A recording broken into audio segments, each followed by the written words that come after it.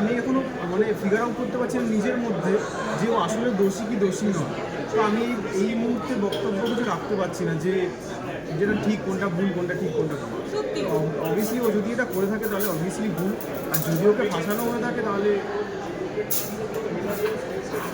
মানে আমাদের বন্ধু হিসেবে তো আমাদের অবভিয়াসলি খারাপ লাগছে, বাট দুতরফা বিচার করে আমি আস্তে আস্তে এখানে ক্যাবে বসে ওর সাথে এইটাই আলোচনা করছিলাম যে ছেলেটা কি বাজেভাবে পেশেছে, মানে যদি করে থাকে তাহলে তো হয়েছে হয়তো, আর যদি হয়ে থাকে তাহলে মানে আমি কিছু ডিসাইডই করতে পারছি না এখনো কি যে মানে করেছে না করেনি না কি ব্যাপার আগে। হ্যাঁ, আজকের ডেটে দাঁড়িয়ে আমরা কিছুই জানি না, এখনো পর্যন্ত আমরা কিছু জানি না যে কে দোষী কে দোষী নয়। তো তার জন্য মানে আমাদের কমেন্ট পাস করা উচিত নয় এই বিষয়ে।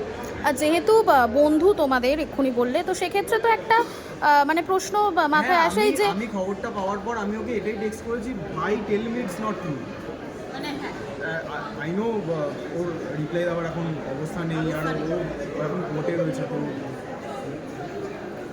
আমাদের মানে বন্ধু মানে সিরিয়াসলি পার্সোনাল আমাদের বন্ধু হিসেবে যদি বলতে চাও, মানে মনে হয় না মানে মানে আমাদের সাথে তো মিশেছে, একদম মনে হয় না পার্সোনালি, কিন্তু করলে এখন কার মনে কি আছে সেটা তো বলা যায় না।